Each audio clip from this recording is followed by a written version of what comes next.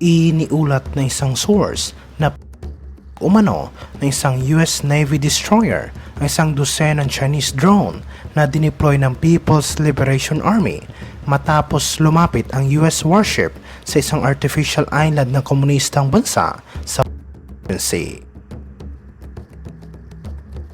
Sinabi sa report na sabay-sabay umanong ng USS Benfold Arleigh Burke-class destroyer ang isang dosenang Chinese drone na peligroso umanong lumapit sa nasabing warship noong nakaraang araw. Dineploy umano ng US Navy ang USS Benfold malapit sa Reef na kung saan nagtayo ang China ng isang artificial island, ngunit bigla umanong na-detect na nasabing warship ang paparating ng mga Chinese drone.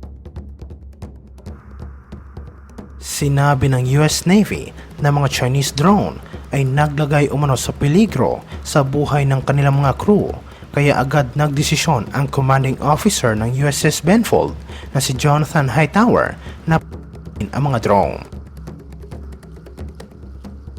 Agad namang binatikos ng tagapagsalita ng Chinese Foreign Ministry na si Wang Wenbin ang ginawang agresibong aksyon ng US Navy at sinabi na wala umanong karapatan ang Amerika na lumapit sa teritoryo ng China at galawin ang mga asset nito sa Yongshoujiao o kilala sa Pilipinas bilang Reef.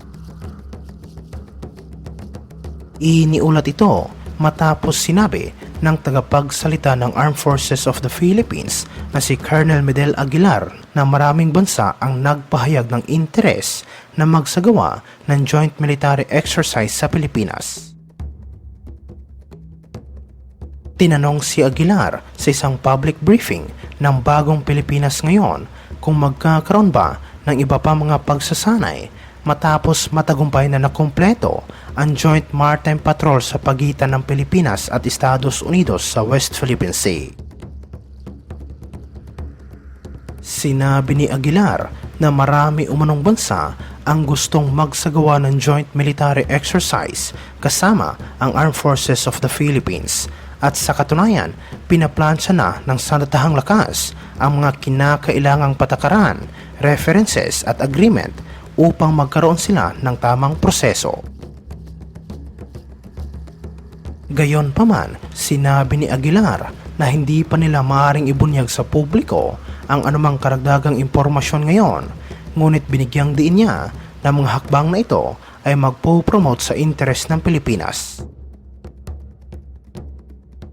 Sinabi niya na maraming bansa ang interesado makipag-partner sa Armed Forces of the Philippines, lalong-lalo na sa pagsasagawa ng mga military activities at naniniwala sila na ito ay makakatulong sa pagsulong sa ating pambansang interes.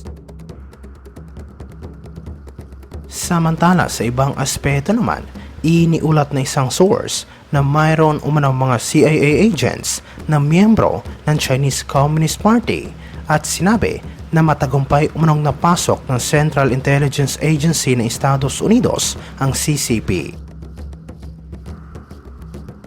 Ayon sa report na matagal na umanong napasok ng Central Intelligence Agency ang Chinese Communist Party, ngunit ngayon lang ito nabisto ng komunistang bansa at kasalukuyan na umano silang nagsasagawa ng imbestigasyon. Ngunit sinabi naman ng isang Chinese official na hindi pa umano alam ng mga matataas na opisyal ng Chinese Communist Party kung sino-sino sa kanilang hanay ang miyembro ng Central Intelligence Agency. Sinabi naman ng ilang analista na pinapatunayan lang nito na malakas talaga ang impluwensya ng Estados Unidos at alam umano ng US government na maraming korap na Chinese official na pwede na lang gamitin at bayaran upang mapasok ng US ang Chinese government. Iniulat ito matapos manawagan ang Department of Foreign Affairs sa China na alisin ang lahat ng mga iligal na estrukturang itinayo nito sa pinag-aagawang Spratly Island sa South China Sea at itigil ang mga ginagawa nitong reklamasyon sa lugar.